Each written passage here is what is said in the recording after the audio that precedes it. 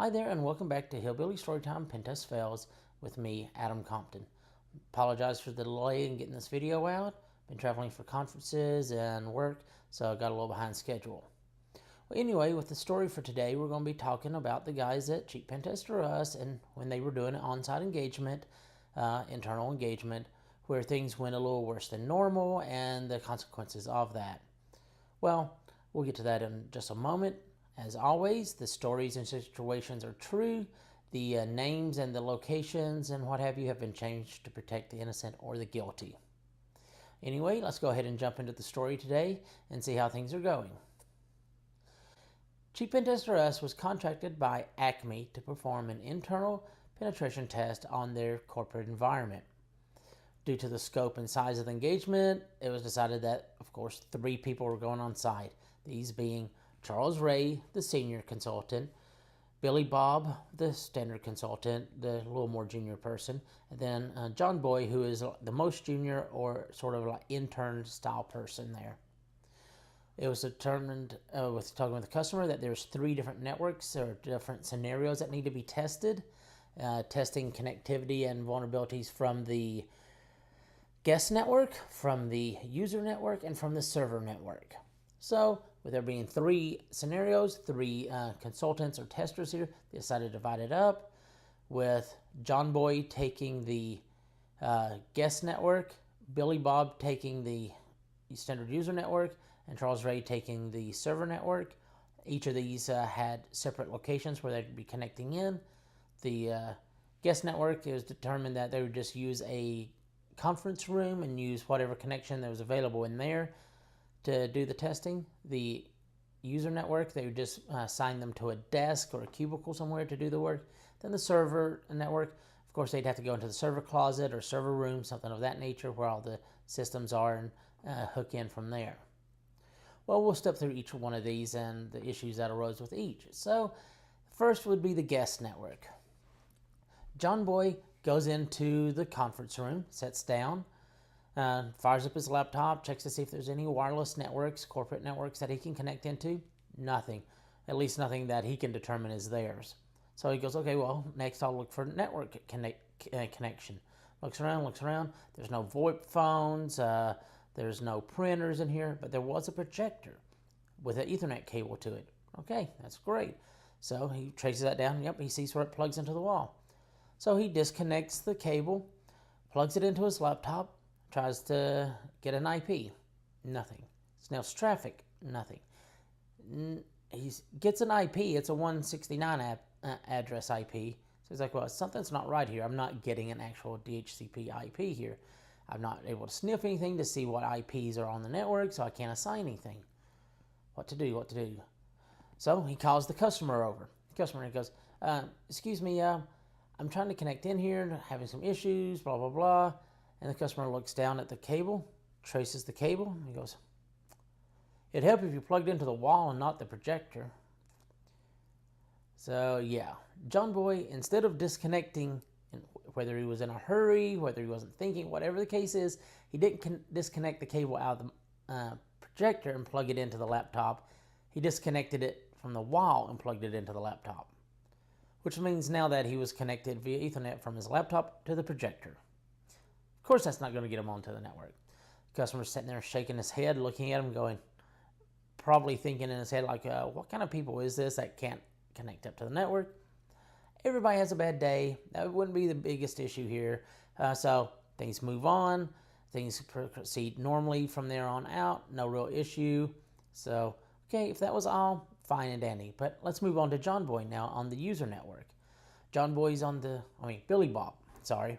Billy Bob's on the user network here. He's sitting at his cubicle. He found the network jack right there. He plugs in. He's on the network. He says here he connects in, scans around. After a bit of testing and whatnot, he finds that there's a domain controller out there that is accessible from his network that has null sessions enabled on it. Well, he's like, tries to get a user list. Yes, he grabs a long list of, I don't know, a couple of thousand user names off of there. Great. I'm going to try to brute force some of these. Well, do a dictionary attack against these. So he grabs probably 5 of the most common passwords there, such as 123456, password 1, the company name, the season and the year, things of that nature. He plugs them in and hits go. And starts churning through, trying to guess all these passwords, trying it against each user account.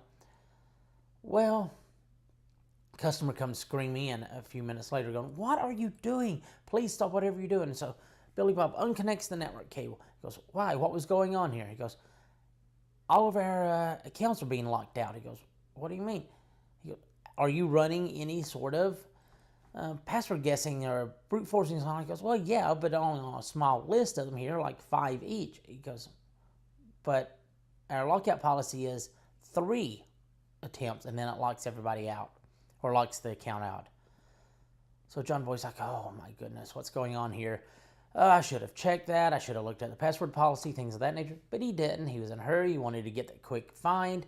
But in doing so, he's now proceeded to lock out most, if not all, of the domain user accounts on the network. Admin goes in, obviously starts resetting these. It is about a 15-minute reset anyway, so they're starting to come back on over time. But it's just a disruption to the company, to their standard business that they weren't expecting. Here again, the customer shaking his head, probably thinking, well, this is the second issue now that's come up right off the bat. I don't know what's going on here, but all right, so be it. So we move on over to Charles Ray. Charles Ray is in the server room. There's obviously no real place to sit in the server room. He has a little tray sort of thing that he's setting his laptop on, plugged it in, all of this. So he's sitting here, he's working away, doing his work, everything's going pretty well. Then he's like, oh, he remembers he needs to get something out of his bag or backpack, whatever. So he starts walking over to where he set it down on the other side of the room. On his way over there, he trips. Well, not a big deal usually. Tripping in a server room is a little more dangerous because you got all that stuff around. But what made this particular trip even more dangerous or deadly was it was a power cord. Power cord to a power strip that was powering many of, well, a particular rack of systems. He hurried and plugs it back in. They start to come back up, but damage was done. Here comes the customer, comes running in and goes, "What is going on now?" Looks around. Charles Ray tells him what had happened. It was a simple mistake. He tripped over it. Customer is like, "Okay, I've had it. Come with me." Pulls all the team into his office. Says, "Look, I hired you all because you're cheap, all this, but enough is enough.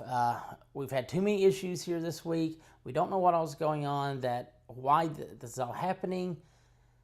How about we all take a break? You all call it early today, go home. We'll try to get everything reset. We'll talk to project managers, all that, and figure out how to proceed from here." So the team gets sent home early. Well, okay.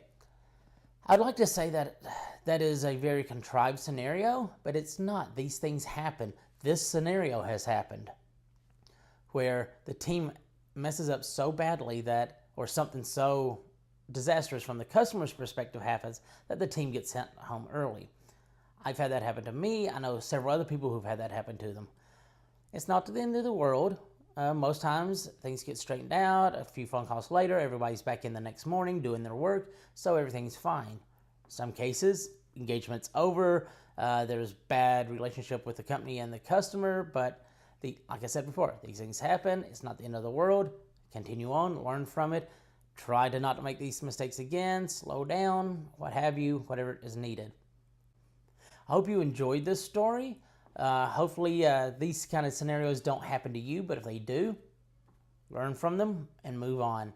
So thank you very much for your time. If you enjoyed it, hit the like button. If you want to be updated to any new videos that come out, please hit the subscribe button.